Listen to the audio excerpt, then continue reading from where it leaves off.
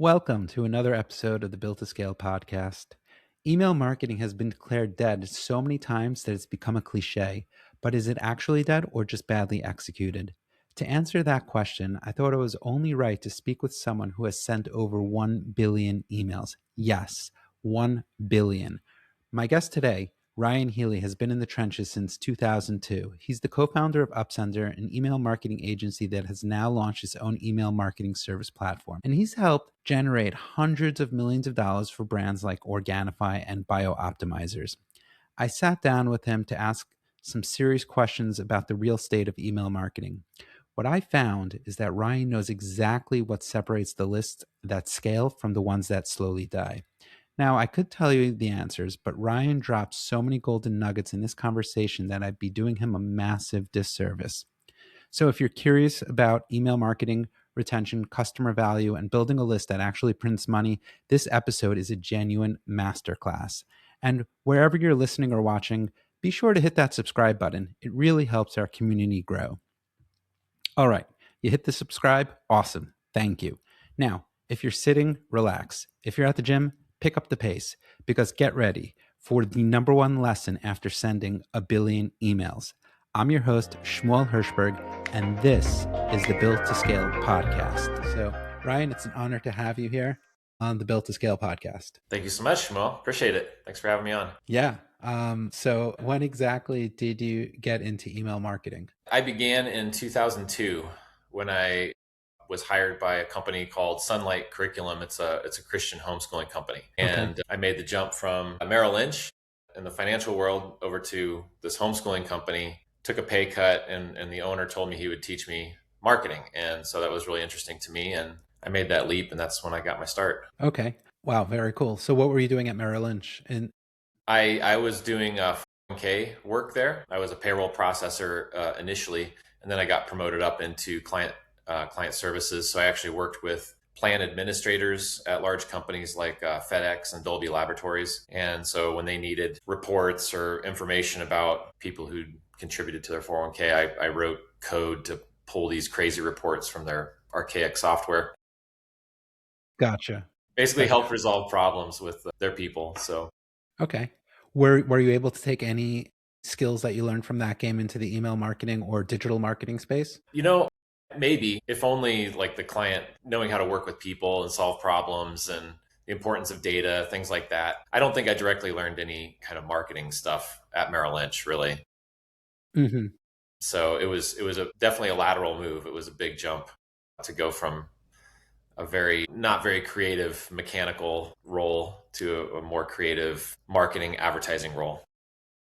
Very interesting. Very interesting. Yeah. And it's not very often that I get to speak with people that have been in the email marketing space longer than I have. I dabble in it a little bit, but yeah. So what did email marketing look like back in the early 2000s? Back then, they had an email list of about, I want to say it was around 30,000 people, which was a pretty big email list for that time period. I think it was anyway. And these were all homeschooling families, typically mothers of 2, 3, 4, 5+ children interested in how to homeschool their kids. And we sent out a weekly newsletter.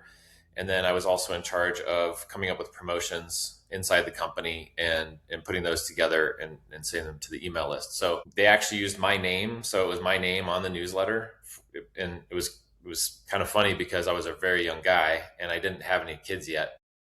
Okay. And here you are, the expert of homeschooling. Yeah. Sort of like that. I mean, Sarita, she's the founder of the company. She was still kind of the figurehead, right? But I was the one kind of farming the forums and coming up with topics to write about and things like that. So it was really eye-opening for me at that age to see the replies and the responses and the engagement and everything. And it's kind of addictive, right? You send out an email and then all of a sudden people are sending you their thoughts and replying and agreeing or just, it was like, whoa, these are real people on the other end. For sure. Definitely. Especially if you're sending from a real email address and not no reply at somewhere. Yes, correct. We'll get into that in a bit, but I just want to ask you just to unpack that. So you got this job to send emails and then it was like, all right, we'll just send from Ryan. Was that because they wanted a persona like of a customer success manager?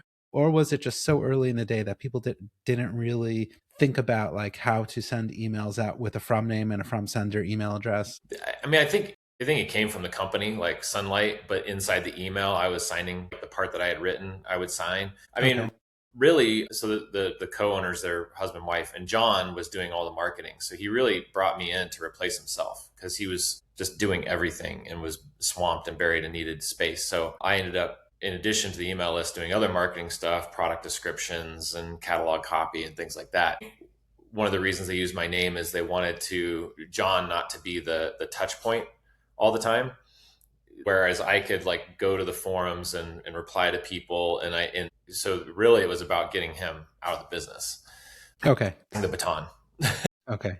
Gotcha. So it was, Yeah. if I may say so, a little bit of both. It was like, all right, we need a face, a marketing face, but then maybe maybe nowadays they would choose like a persona that is an expert in homeschooling, and yeah, which you might be now. I don't know.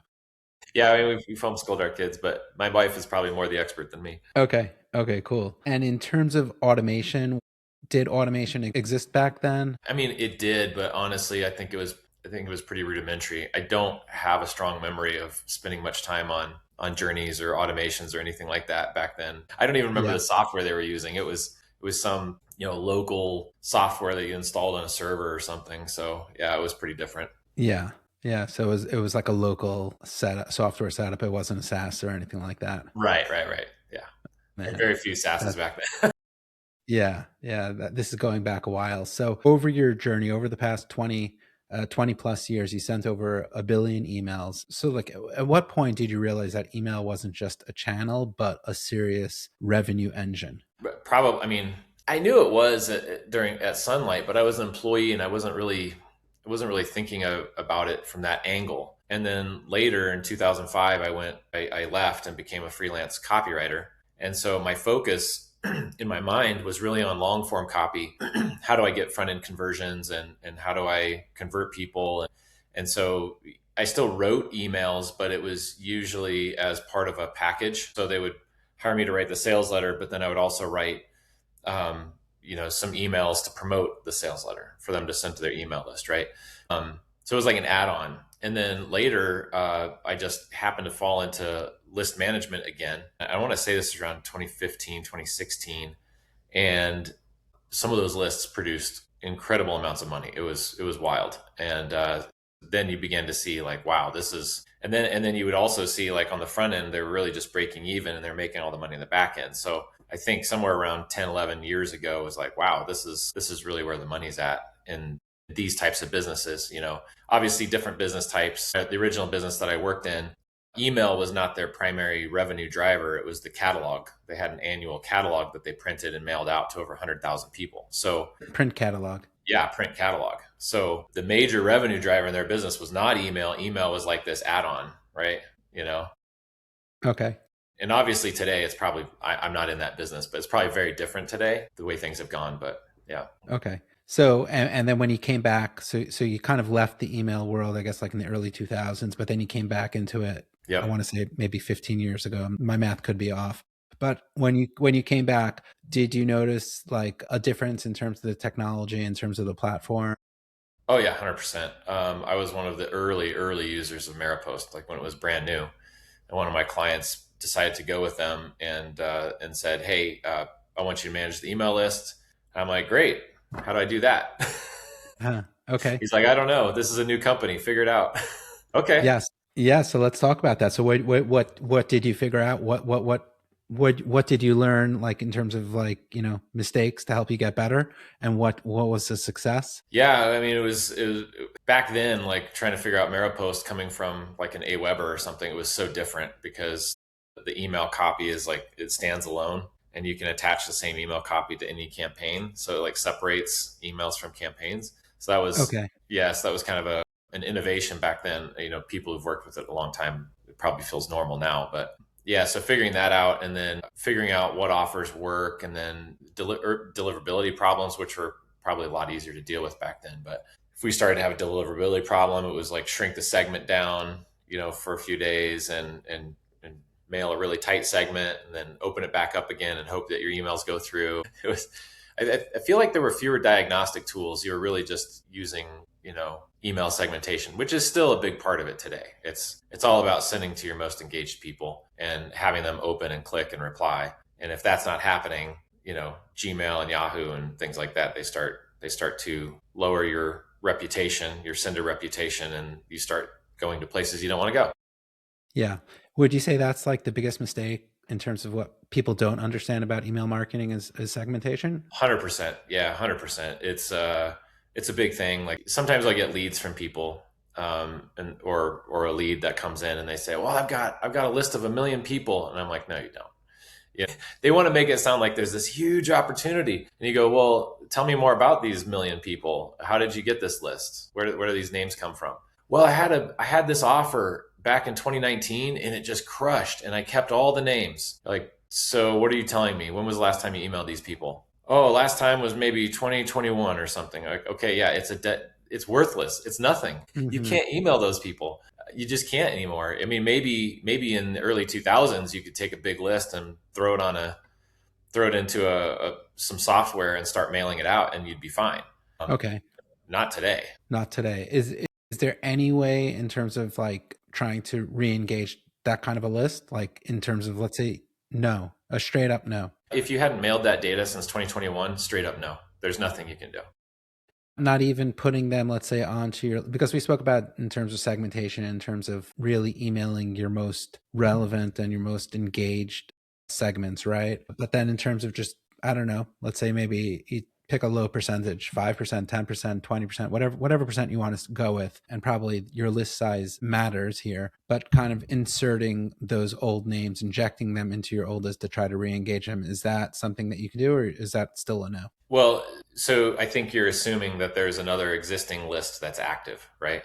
Yeah. Yeah, yeah. So in my scenario, there's a guy with a list and he hasn't mailed it since 2021, and there is no other active list whatsoever. It's just all old data. Now, if he had like a current list that was highly engaged, good sender reputation, engaged domain, all that stuff, and the account was working properly, and then he also said, well, and then in addition to that, I have this older data. Can we try to reactivate it? Then I would say, okay, yeah, we can try. You just have to be willing to take on the risk that it might hurt your current account, might hurt the domain reputation. So you have to be prepared for that. So, I mean, step one would be clean the data and run it through, get all the spam traps out that you can, and complainers and litigators and all that stuff. Because with data that old, it would have a ton of it in there. Okay. And and then you would use some software. One that my business partner has used a lot is called ListFlex. And you can then feed in the cleaned data. And then ListFlex will then trickle in the names. It'll trickle them in to the current active list. So you could try to do that. You would just want to be really closely monitoring the domain health, spam complaints, anything that happens. And even then, you still might be running the risk of having a spam trap on the list. I would hope not.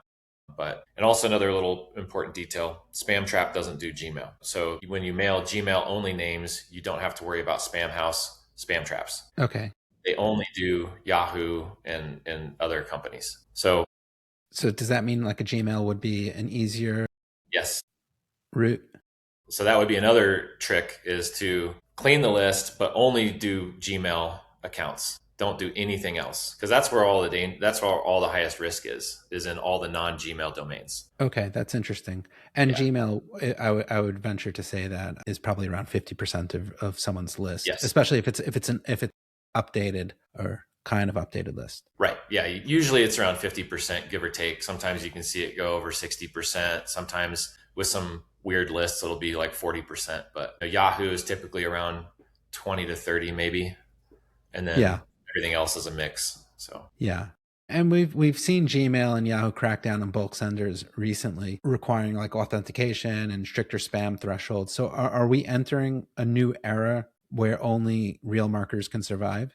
yes and no. I mean, there's always going to be hacks and tricks and ways to try to inbox, but those things are less and less effective. So, I mean, perhaps you could say that what you said is true, that it's like only real businesses and things like that will get through. But even then, like I've had some accounts on Klaviyo, right, which is shared IP pools. And so generally, you get better inboxing and things like that. But we had an e-commerce brand that we were managing, and we were dealing with spam problems where it was like going to spam and Yahoo, and you're like, this is weird. Like, we're only sending 3 emails a week. It's people who have opted in for this information, or they went through an abandoned cart and they got like 2 or 3 emails and that was it. You know, Okay. so it's not anything black hat. It's not anything crazy direct response. It was literally just an e-commerce site selling hearing aids, and we were dealing with spam problems. So it's like, okay, even legitimate businesses can have problems. Yeah, for sure. And what would you chalk that up to? Would you chalk that up to like the shared IP? Would you chalk it up that it may have been a medical device or something? I mean, have you heard, would Gmail care about a medical device? I don't think so. I don't think Gmail. I mean, it was an over the counter hearing aid. I mean, I Okay. don't think there's anything too controversial about it. But I I kind of chalk it up to potentially shared IP pool and maybe some other senders on whatever IPs we got assigned, because sometimes we would hit primary, sometimes we wouldn't. So I think that can affect things. I also think maybe the age of the audience. You're dealing with people who are frequently 75 plus, and maybe they don't check their email that often, and then they log in and they decide, I don't remember this, or well, I already bought hearing aids, spam, Hmm. and they just, that seems to be a pattern. When we've tried to, it's very difficult to analyze spam complaints, like exactly who it's coming from. But when we've been able to figure it out, usually what we find is that one person logged in one day and they clicked spam on like 10 emails in a row. And it's just a mass complaint. You're like, really? Come on. And then that gets tracked as 10 spam complaints. Well, it was just one person. Hmm. So Yeah. Yeah.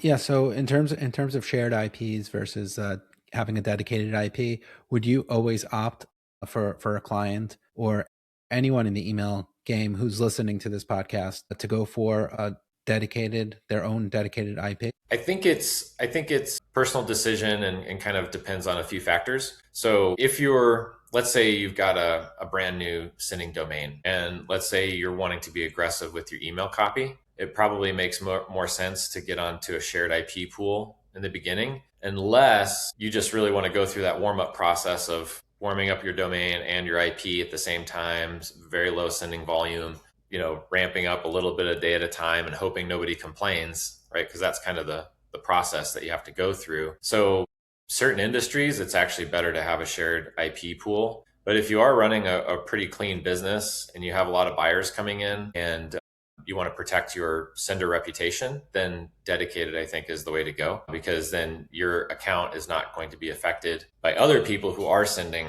really aggressive email copy, or maybe sending to people they shouldn't be sending to. Yeah, that's some good advice there. And then you mentioned the primary tab. There's such a big debate on this. I forgot when they rolled it out. I want to say 10 years, but again, don't quote me on that. Yeah. But ever since it came out, people have been talking about most users even using the tabbed account in their Gmails. If they are, should they, do you even want to be sending a promotional email that gets into their primary? Because, it's kind of like we speak a lot about permission-based email marketing, right? And is that like real permission if you're landing in someone's primary? Because you would think like promotion is when they would want to hear about promotions. So what's your take on the primary inbox? Should people be striving for it? Let's have a little conversation about that. Yeah. I mean, I would personally want to strive for it to hit the primary inbox. Now, I don't use the tabs. Like, I actually use priority inbox, where it's like sorted at the top and then Okay. everything else at the bottom. So it's very behavior based, right? If you don't open emails, they eventually fall out of that box and then they fall down below. And if you do open and interact, they stay at the top. So it's kind of the same concept with primary and promotions. And Gmail is extremely unique in that it will treat the same email very differently across thousands of users. So if you interact with my emails on a daily basis, it's going to be primary tab, right? And if you don't interact with them, you never open, never click, it's going to probably fall into promotions. Now, sometimes just the nature of the language that you're using is going to put you into promotions as well. Like if it's links and discounts and sale language and things like that, you could go to there anyway. I know some people will say that it's fine if it ends up in promotions, and it's actually a good thing, because then when people do check their promotions, they're already in a mindset of, oh, I'm looking for deals, right? Yeah. Yeah. So, go ahead. You have something to say? Yeah. Yeah. So in terms of, let's say, striving for that primary inbox, and it's an excellent point that you said, how you could send out 1,000, 10,000, 100,000, whatever your list size is, you could send that out, and X% will get it in their primary, and Y% will get it in their promotions based on their personal preference. But are there any tips or tricks? Any I don't know. Any like bits of code that you could put into your email that might help you get the promotion into the primary tab at a higher rate? Yeah. So I think Troy Erickson is the one who's popularized that idea or concept. And generally speaking, the concept is that the higher the percentage of promotional language in an email, the more likely it is to go to promotions.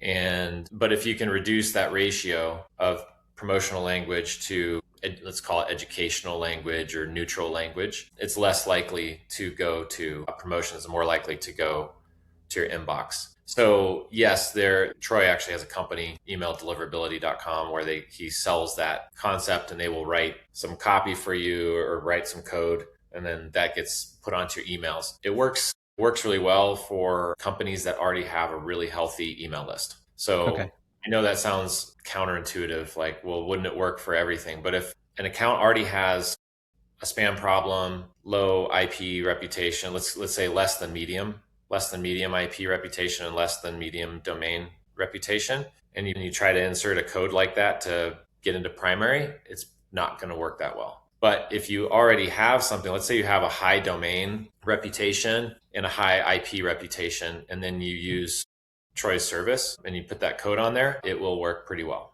It will put a higher percentage of emails into primary. And I know that from personal experience. So, Interesting. So you need yep. to have that kind of like, you already need to be leaning towards a good sender, good deliverability, good engagement. Those are going to be the key.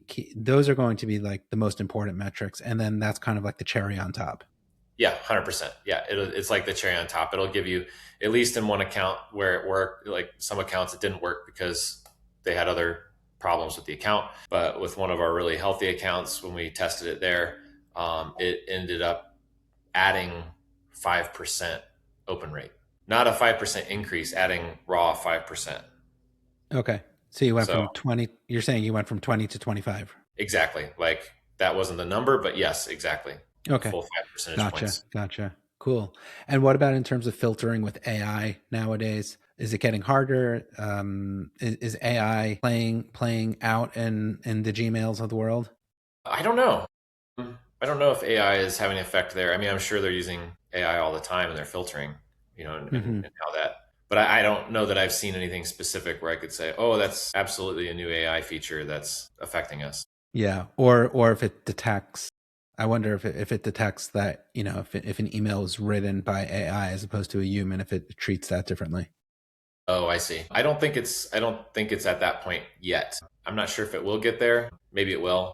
I think the bigger issue for affiliate marketers is duplicate copy. So if you're used to be, and you may be familiar with this, but used to be an advertiser would test different email swipes, and then whichever one produced the most revenue, you give that to your affiliates, and then your affiliates send that email knowing that it's going to produce revenue. It's going to get opens and clicks and sales. But what's happened is now there's AI that searches inboxes and how the emails are coming through. And if they see a bunch of different senders sending the same exact email copy, then that's an immediate flag that it's affiliate marketing. And Okay. Yahoo in particular does not like affiliate marketing at all. Hmm. And so they'll start flagging your emails as spam. You ever seen those like banners that pop up in Yahoo? It's like, are you sure that this is trustworthy? And it's like this giant spam button and then like a little tiny one that says no, it's okay. So that's basically Yahoo saying we know something's up here. Yeah, yeah. Yep. So then, in terms of scaling with email marketing and making money uh, on emails, is what is the most direct way in 2026 to do that? The most direct way, you know, again, different businesses you want to handle a little bit differently, but I feel like it's important to always have your core automations in place. So welcome sequence for new buyers, cart abandon sequence for people who have abandoned. And if you're doing e-commerce, maybe you have browse abandonment, anything that's subscription based. Maybe you want to have like a win back or some sort of reactivation to get people back if they haven't purchased in a certain amount of time. So you want to have core automations in place and also be split testing within those automations if you have that capability. We've seen some pretty dramatic results just in subject lines alone, Okay. right? Sometimes a subject line will trigger a lot more spam complaints than another one. Well, and that's a huge thing. If it's your cart abandon one email, that's the email that most cart abandons will ever see. And so if you see one subject line producing a spike in complaints, it's like you got to get rid of it immediately.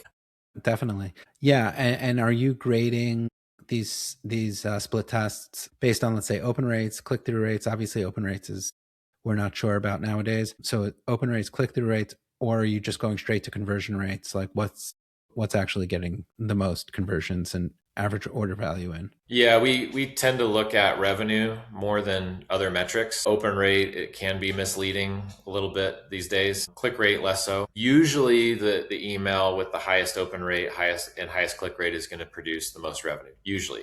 Occasionally you'll see the opposite where the one with lower opens and lower clicks gets more revenue. And maybe that's because it was longer copy and the clicker had more intent when they finally clicked through. They had been sold more in the email. So there's some variables there, but we tend to look at revenue first and foremost, unless depends on the flow. But if a flow is triggering like a high spam rate, like you have to fix that. Otherwise it's going to tank your account. So Mm-hmm. Yeah. yeah. No, you definitely convinced me on that. Revenue is the golden ticket to scale. So Yeah. yeah, but and then also like when you would run these tests, are you splitting them 50-50 or are you taking a different percentage? How do you play that game in terms of having your control and your split test or split tests? We usually do 50-50 on most tests, just straight 50-50. Occasionally, if a list is a bigger list, we can run like a four-way, like 25, 25, 25, 25, and do it that way. And then another thing that you can do, not in every ESP, but in Maripost, you can do say like a two-way, three-way, four-way split test to a segment of the list, and then say whichever one generated the highest CTR after X number of hours, declare that the winner and send that out to the rest of the people. That's on an automation or a regular Campaign. a campaign. Yeah. Yeah, campaign. Yeah. Yeah. Okay. So, but then when you get to an automation, you still want to split. Why would you take an automation and let's say, I don't know, month one, you figure out that subject line A is generating the most revenue. Then you come to month two, right? And you kind of just, all right, let's take subject line B out because that wasn't performing. And now let's try testing subject line A versus subject line C. Right. Yeah. Why would you keep it 50-50 as opposed to, let's say, I don't know, 60-40 or 80-20 or something like that? That would be, I mean, at that point, it wouldn't be a true split test. I mean, you'd be skewing towards the winner, the control. Mm-hmm. So at least in terms of, and then when you do the comparisons, you'd have to be multiplying everything by a ratio or something Okay. to But figure that out. wouldn't you want to kind of have your control and be sending more to your proven winner before you just You introduce a can, new one? and usually if our winner is doing really well, sometimes we'll just run with that. Like Oh, instead of okay. setting up another 50-50, like, okay, we found this email's crushing it. Let's not mess up something that's working. Gotcha. So you're not just split testing for the sake of split testing. You're split testing for the sake of optimization. Yeah. Yeah. Yeah. Yeah. Especially in the automation. Yeah. Yeah. And I would imagine a lot of marketers get that wrong when it comes to this concept of split testing, where it's like, oh wow, we could split test everything and we could get, have different subject lines, we could have different pre-headers, we could have different email bodies and stuff like that. But then if you're not really running towards a destination, but you're just like running for the sake of running, it's you're not really going to scale, or you're not really going to improve your results over time. Right. Yeah. So if I'm running a second follow-up split test in an automation, so usually starting with split test, the subject line makes the most sense because that's going to have a huge impact on opens. But let's say you find something that's working really, really good. And so you pull the other one. If you were to set up a follow-up split test, you might actually want to run the same split test, the same subject line in both, and then just test one variable in the email itself. Maybe you Hmm. change the call to action. Maybe, like, I remember a split test I did where all I did was add a testimonial. So it was just testimonial versus no testimonial, but it was the same subject line in both emails. And the testimonial version won. So there was another incremental lift. I don't recall the exact number, but it was around 10%, you know? Okay. So Excellent. so you can get like little incremental lifts like that, and it doesn't always have to be a subject line split test. And if you do those wild, you're like, hey, we're going to test two totally different emails and totally different subject lines, that is appropriate sometimes, but then the winner, you don't exactly know why. You're just like, we know this one worked and this one didn't, but you don't know which Yeah. elements inside the email made the difference. You're kind of speculating. Gotcha. Gotcha. Interesting. Yeah. Cool. Let's talk about a little bit about the elephant in the room, cold email, right? Oh, okay. It's a lot of people have a lot of thoughts. People are very passionate about this debate. If you should be doing it, if you should not be doing that. Yeah. So what's going on here? Where do you fall on this subject matter of cold emails?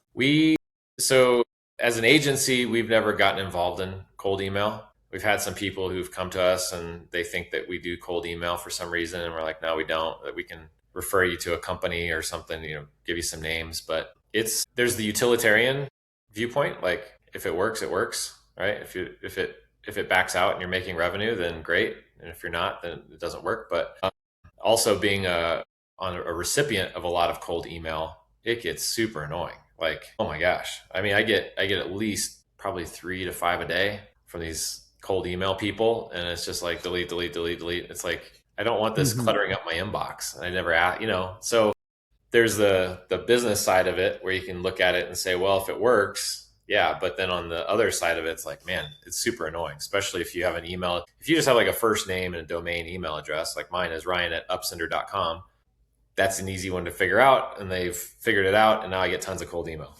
And you're getting business to business propositions, Yeah. I Right. imagine. Yeah. Right. Yeah. And it's all the same stuff. It's like, hey, can you accept, 20 new leads a day? Or, hey, we'll send you new leads and only pay for those who become clients. And they're probably going to just do the Yeah. same thing they're doing to you. They're going to go send cold email.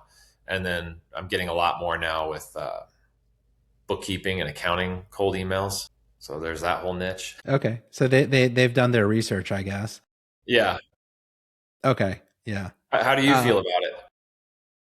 yeah. So I kind of feel like in the B2B world, I would say it's kind of more acceptable. It's kind of like, think about it like just like if you're at a conference, so to speak, right? And you're just going up and you're trying to network with people and stuff like that. If you're going to just start spamming people and having, putting people into a system and doing multiple email and follow-ups and stuff like that, I think you're crossing a red line. And I personally feel like when it comes to like direct to consumer and stuff, yeah, I mean, I would mark that spam. So I'm not a fan of it. But you mentioned your agency called Upsender, right? Let's talk about this. You told me you were building your own ESP there. Did I Yes, get that right? that is correct. Yeah, we started a year ago, and we're about ready to soft launch it. We do have clients using it, and we've built a lot of functionality in there that we've wanted in an ESP. So it's been kind of a crazy journey. Didn't really anticipate last year that we'd build software, but that's what we've done, and here we are. Yeah. Yeah, I was kind of shocked to hear that. So, are you able to tell us now, like in terms of like what problems you were trying to solve, like with tools and stuff? Because usually the theory is if it ain't broke, don't fix it. But you may have Right. seen something going wrong, or was it just an opportunity?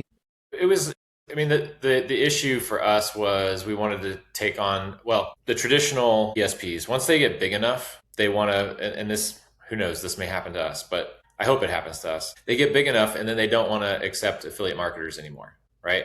But a large part of our agency is affiliate marketing. Okay. And so we're dealing with tightening restrictions, controls, whatever. I mean, for example, if you sign up for a Maripost account right now, they will ask you how many are you sending affiliate emails and how many are you sending a week? What's the acceptable level for a new account for affiliate emails sent per week? Do you have an idea? I don't know. I don't know. It's Give me a actually guess.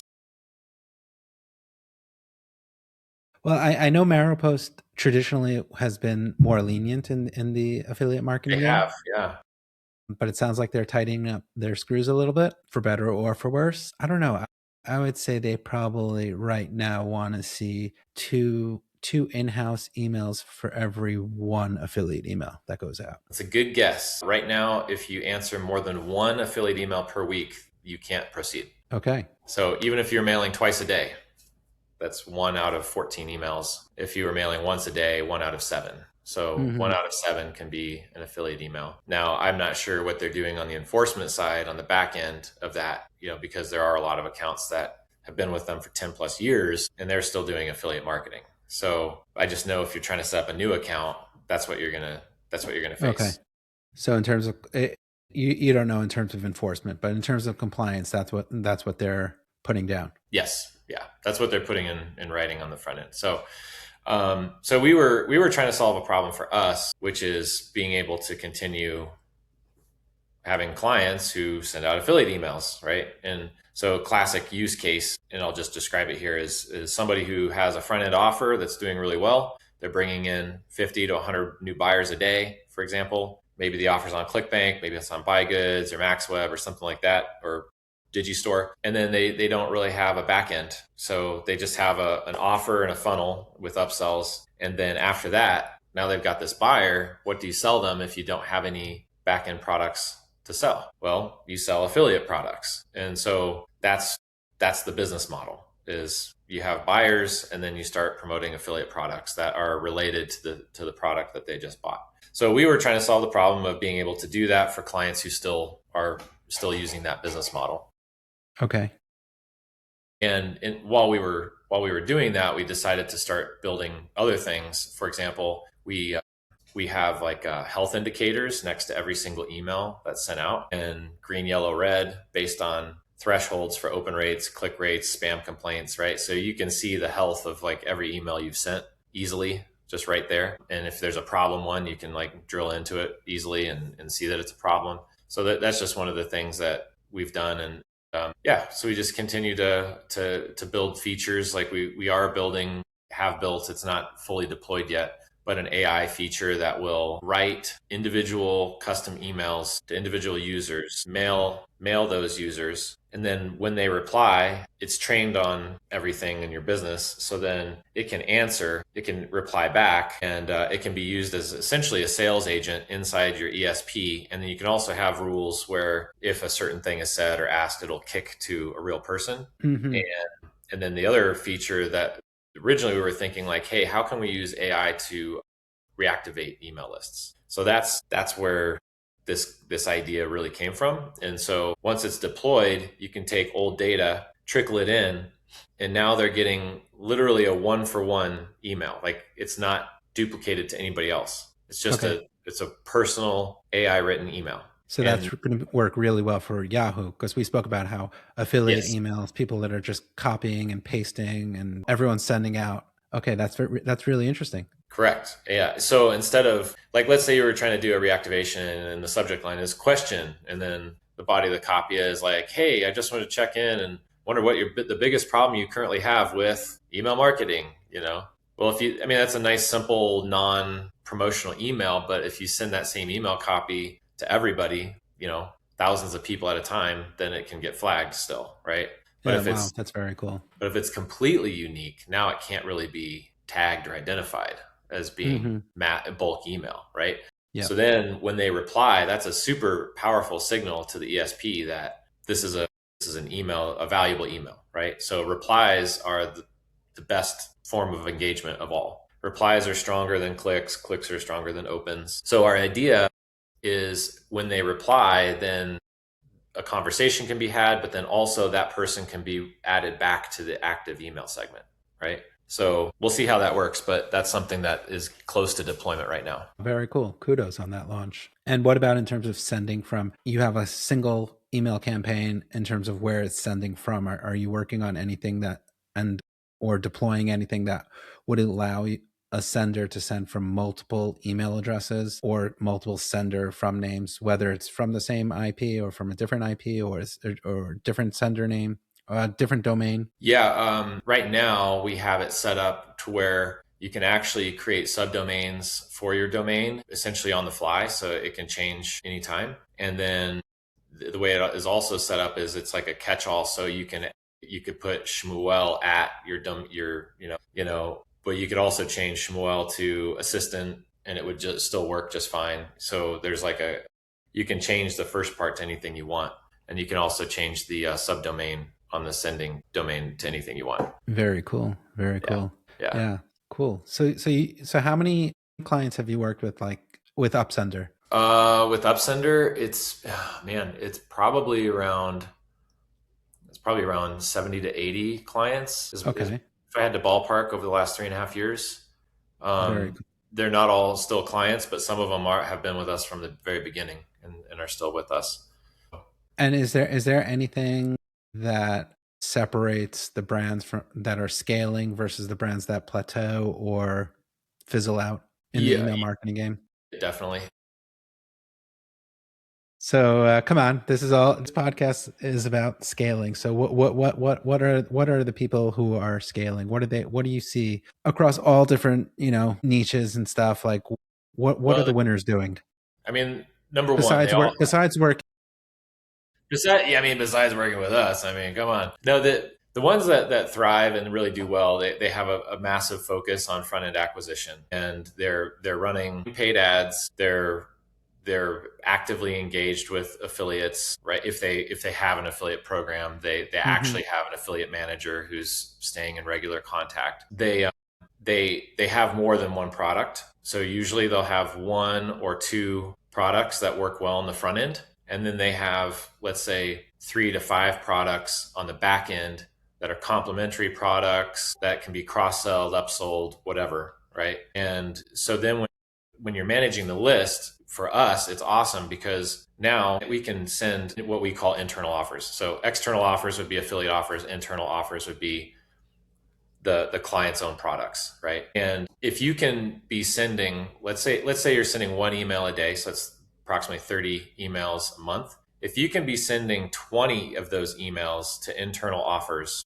right? And let's say 10 to affiliate offers, that's like a pretty good mix. Now, some companies won't allow affiliate offers anymore. We're seeing that happen. We had a company that was doing super well doing that 20, like the 1/3, 2/3 split, and they were one of our best clients revenue wise. For risk Okay. reasons, they've since decided that they're not sending any affiliate offers again. So they've taken a little bit of a hit on revenue because of that, and that's fine. But so long as the company is willing to accept that result. So in my opinion, yeah, it's companies that have a brand. So let's go back to the beginning. You also need an overarching brand. So if you have 5 products that have 5 different names and no overarching brand connecting them, well, now it's very hard to cross sell because it's the same as selling an affiliate product. It's really no different. They don't understand that product is the same formulator, maker, brand. So you have to build trust in that brand and brand awareness, whatever. I know it's a fuzzy concept, and direct response marketers are like, oh, branding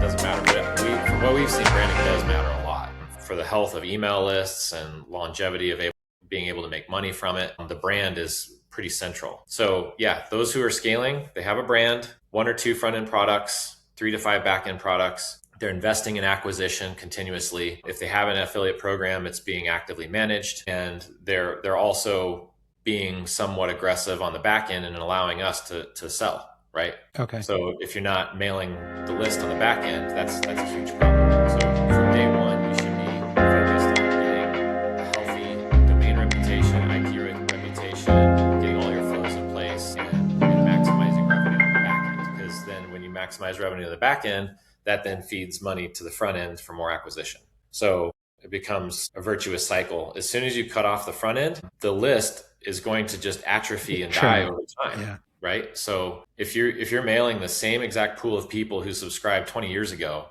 they're not in the same place anymore. Their lives are Hmm. completely different. Their problems are Yep. different.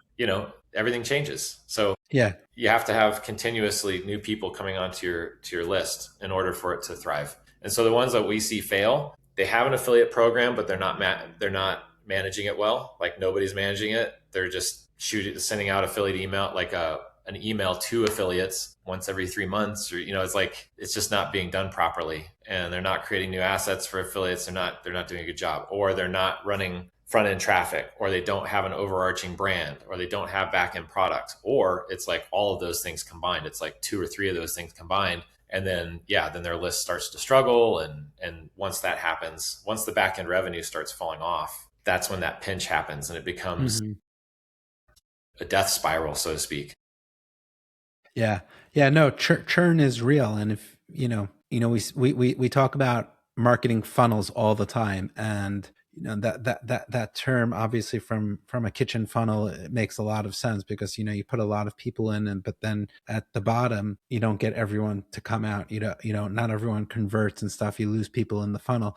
And the metaphor is that people are, bouncing out of the funnel and stuff like that. But people come through the funnel as well, and also fall out eventually. There's only so much that they'll stick around with you. Like you said, if you have people on your list for 20 years, they're not in the same place where they were 20 years ago when they first bought your products. So acquisition, like you say, yeah, that's really, really critical. And Absolutely. then in terms of your internal offers, are you keeping tabs on what people are buying? Meaning that if you're going to sell a product, I don't know, you're going to sell, whatever you're going to sell today, right? Are you keeping tabs on people who bought that product within the last X amount of days and exclude them from that? Yes, if we have that capability, absolutely. Yeah, we'll just to preserve the health of the list and not burn people out. If we can suppress buyers of that product, then we will. Okay. And it's obviously it's much easier when it's all holistically integrated through something like Shopify, right? Like Shopify to Klaviyo. And so Klaviyo has all the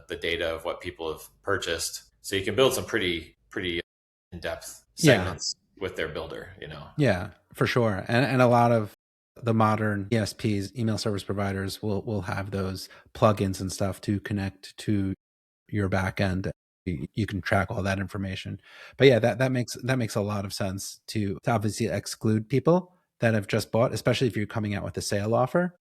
Yeah, 100%. But what Yeah, about like, yeah, go on. you don't want them to refund, like that actually happened to me. I bought from this company the other day. I should probably contact them. I put in a big order, and then like 2 days later, they send me this 17% off St. Patrick's Day sale. I'm like, oh, come on. Like I missed it. Like I could have Yeah. saved $20 or whatever. Yep. Yeah. Cool. And so that last question. So like last question as we wrap things up, in terms of a list that's underperforming, what's the first thing that someone should check this week? I mean, we talk about like, there's so many different metrics, but let's just say someone notices their list is underperforming. What's the first thing that they should be doing? Or what's the first thing that Upsender would be doing for them? I mean, one of the first things that we do is we try to get access to Postmaster, so we can check domain and IP reputation. Because if that's a problem, like we need to know that right away. Let's say both are bad, you're just not going to be inboxing at that point. So we need to be able to tell the client, like, hey, here's the current status of your domain and your IP, and potentially you might have to swap out IPs. Like we've actually done that for clients. We've tried to get the ESP to agree to swap out for a healthier IP address because you won't be able to inbox. So we kind of start at that level, and then we start looking at open rates and click rates and things like that, and segmentation. If so, again, it depends on the diagnosis of what's wrong. But ultimately, if you were going to actually have a step to take to rehab the domain, usually a smaller segment size is always going to be part of that formula, and a smaller segment size might be mailing something literally as small as 3 days clickers only. Depends on how bad the situation is. So kind of just peel that onion back to get Yeah. to the most engaged. Great. And by the way, what you said is an eye opener for me in terms of getting a client on a new IP. I know that email service providers are not so keen on that idea. They're not. But it's great to hear that can be done. So I guess it's kind of, you kind of got to like, kick and scream or whatever it takes. Yeah. But it Yeah, can yeah. be done is what you're Call in saying. some favors, pull some strings. Yeah, it can be done. Awesome. This has been wonderful. How can people connect with you and also learn about Upsender? Yeah. So upsender.com, we are in the process of kind of making the ESP the homepage versus our agency, and then the agency will be another tab. So if you go there and see things under construction, that's why. So you can find us there. You can email me, ryan@upsender.com. And Shmuel, as you know, I'm on Facebook and X and whatever. Great. We'll Easy to put all find. those we'll put all those links in the show notes. But this has been really great. I love talking email. So Ryan, thank you so much for coming on the Built to Yeah. Scale podcast. Yeah. Thanks for having me, Shmuel. Really appreciate it. All right. Thanks for listening to the Built to Scale podcast. If you enjoyed this episode, make sure to subscribe to the podcast so you never miss a conversation about what it really takes to build and scale in today's market. For more information about Built to Scale and how we help companies grow, visit builttoscale.co. If you have suggestions for future guests or topics, send us a note at podcast@builttoscale.co. We'd love to hear from you. Until next time, this is your host, Shmuel Hirschberg. And remember to keep building, keep testing, and keep scaling.